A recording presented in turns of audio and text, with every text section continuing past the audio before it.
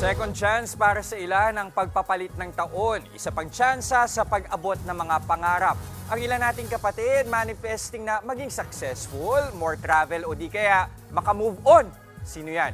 Narito ang report ni Laila Pangilinan. Manifest. Yan ang 2024 Word of the Year ng Cambridge Dictionary. Manifest ay isang paniniwala sa sarili na magagawa natin ang mga gusto nating ma-achieve. Bibit-bitin natin ang salitang yan hanggang sa 2025. Kaya, i-manifest mo na yan! Manifest ko, sumaya ang buhay ko. Manifest ka ay makamove on. Hoy, grabe naman ang hugot! Pero ilaban nyo yan!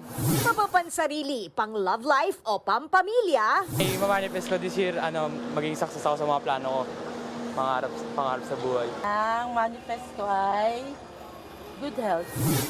bagong taon, bagong pangarap, bagong pag-asa. Katunayan, ayon sa survey ng Social Weather Stations o SWS, 90% o maraming Pinoy ang sasalubungin ng 2025 ng may pag-asa. 10% naman ang may pangamba sa susunod na taon. Paliwanag naman ang clinical psychologist na si Dr. Camille Garcia. Mahalagang mag-manifest para mas magpursigi ang isang tao na abutin ang kanilang pangarap. We will be able to be aware na meron akong gustong gawin, meron akong gustong matupad, meron akong gustong mangyari sa buhay ko. Yun yung pagkakataon for her or for him to be able to develop na hindi lang ito mindset, magiging mindful ako dun sa mangyayari sa akin. Pero sabi nga nila, hindi sapat ang puro salita lang. Dapat may kaakibat itong gawa.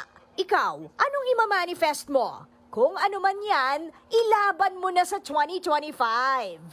Nagbabalita mula sa Frontline. Laila Pangilinan, News 5.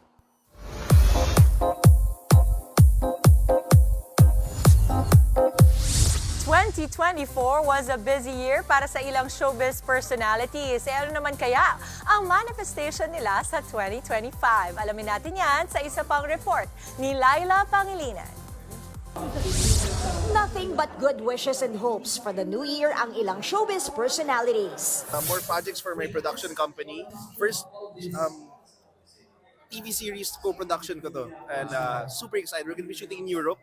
Hopefully to do more projects together talaga kasi this is the beginning po na gusto namin ipakita to everyone na kaya namin. If given the chance lang talaga, we will deliver.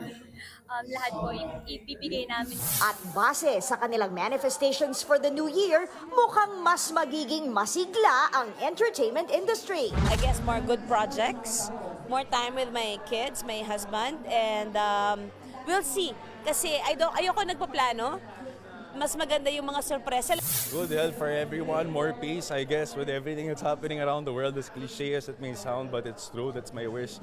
And siguro to get ready for one of the projects. I just have one project so far in line that I'm mentally and physically preparing for as early as now. So. Ang ilan naman, mas personal ang hiling. That it'll be the greatest year ever for everyone, for you and me, and all the people who are close to your heart. This year, naka-survival mode ako. So, I always pray to God na i-turn off na yon and just to be happy and just to go with the flow.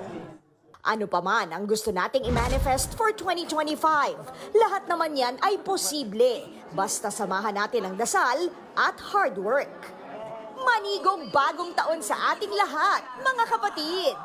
Nagbabalita mula sa Frontline. Laila Pangilinan, News 5.